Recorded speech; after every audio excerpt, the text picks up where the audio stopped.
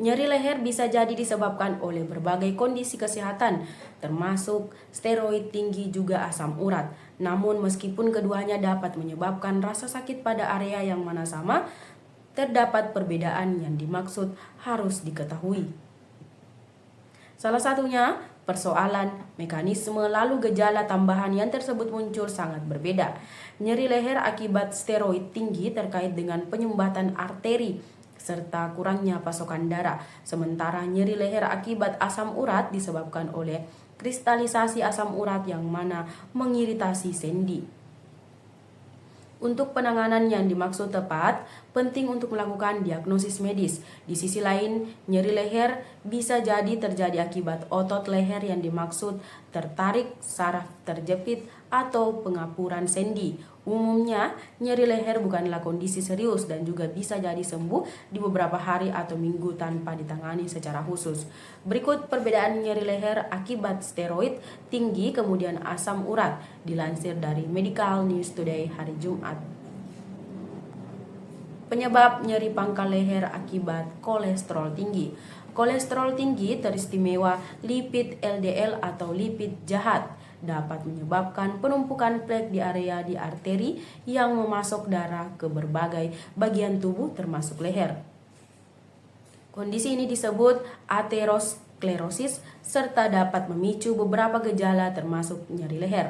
Penumpukan plak di lipid di arteri karotis yang dimaksud merupakan pembuluh darah utama di dalam leher dapat mempersempit pembuluh darah serta mengempiskan aliran darah ke otak serta leher. Ketika aliran darah terganggu, area yang disebutkan mungkin saja mengalami nyeri atau rasa tidak nyaman.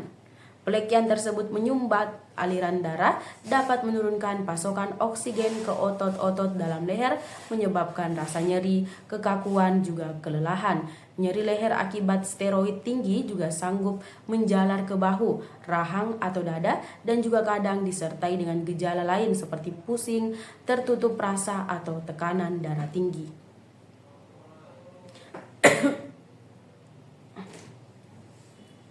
Penyebab nyeri leher manusia akibat asam urat.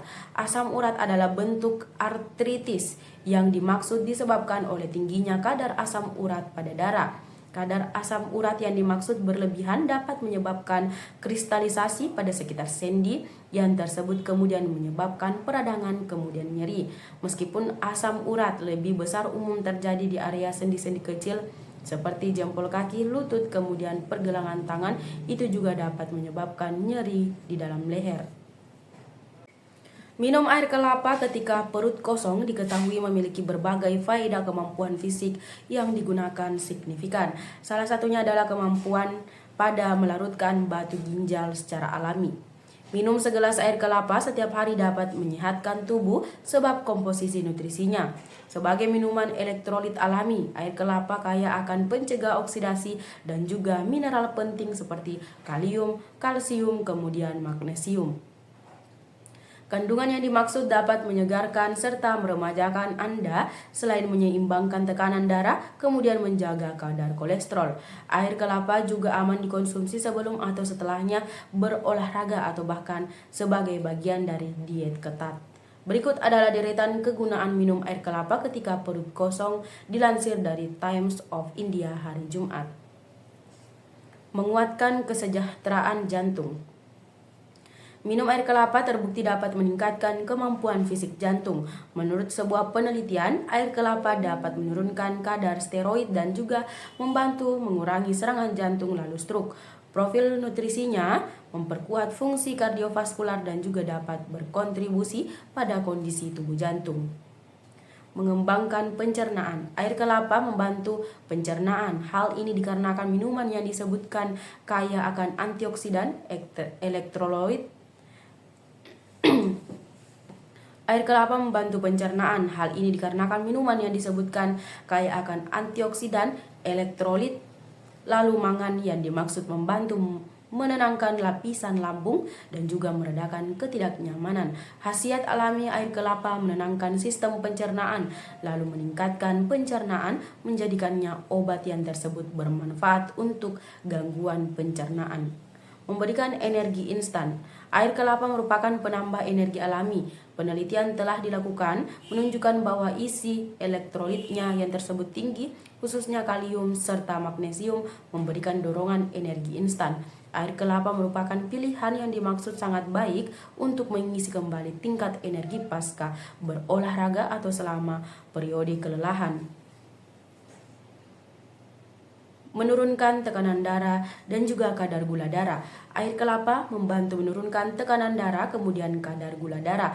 Menurut Harvard Health, air kelapa kaya akan kalium serta vitamin yang membantu merelaksasi pembuluh darah, meningkatkan sirkulasi darah, juga mengempiskan resiko stroke. Air kelapa juga bermanfaat untuk menjaga kadar gula darah tetap memperlihatkan sehat. Dengan sifat pencegah oksidasi serta mineral alami yang mana kuat, segelas air kelapa juga dapat membantu menjalankan beberapa kondisi kebugaran kronis. Mengonsumsi air kelapa juga dapat meningkatkan kemampuan fisik tulang, mengatur tekanan darah, juga menghidrasi tubuh dengan baik. Ada beberapa jenis minyak goreng yang dapat meningkatkan resiko berbagai penyakit, sehingga disarankan untuk membatasi penggunaannya dalam memasak.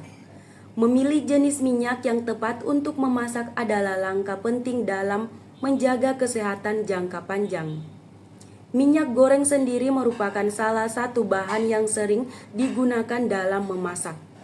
Namun tidak semua jenis minyak aman atau baik untuk kesehatan. Berikut ini adalah 7 jenis minyak yang sebaiknya dihindari atau dibatasi penggunaannya karena dampaknya yang kurang baik bagi kesehatan. Duniadiet.com. Minyak sawit adalah salah satu minyak yang paling sering digunakan di Indonesia karena harganya yang relatif murah. Namun, minyak ini mengandung lemak jenuh yang tinggi, yang dapat meningkatkan kadar kolesterol jahat dalam darah. Konsumsi berlebihan minyak sawit dapat meningkatkan resiko penyakit jantung dan stroke. Meskipun sering dipromosikan sebagai minyak sehat karena kandungan lemak tak jenuhnya, minyak calona sebenarnya dapat menjadi tidak sehat jika diproses secara berlebihan. Minyak calona yang dimodifikasi secara genetik atau diproses dengan panas tinggi dapat menghasilkan asam lemak trans yang berbahaya bagi kesehatan. Minyak kelapa mengandung lemak jenuh yang tinggi, namun ada beberapa penelitian yang menunjukkan bahwa minyak kelapa memiliki efek yang sama dengan minyak zaitun dalam meningkatkan kadar kolesterol baik. Namun, tetap disarankan untuk mengonsumsi minyak kelapa dengan bijak dan tidak berlebihan. Minyak jagung mengandung asam lemak omega 6 yang tinggi yang dapat menyebabkan peradangan dalam tubuh jika dikonsumsi dalam jumlah yang berlebihan. Kebanyakan orang sudah mengonsumsi terlalu banyak asam lemak omega 6 sehingga sebaiknya batasi penggunaan minyak jagung untuk memasak. Minyak kedelai juga mengandung asam lemak omega 6 yang tinggi yang dapat menyebabkan peradangan dalam tubuh jika dikonsumsi dalam jumlah yang berlebihan. Selain itu, sebagian besar minyak kedelai yang dijual saat ini merupakan produk hasil modifikasi genetik yang dapat menyebabkan masalah kesehatan jika dikonsumsi dalam jangka panjang. Minyak biji rami mengandung asam lemak omega 6 yang tinggi yang dapat menyebabkan peradangan dalam tubuh jika dikonsumsi dalam jumlah yang berlebihan.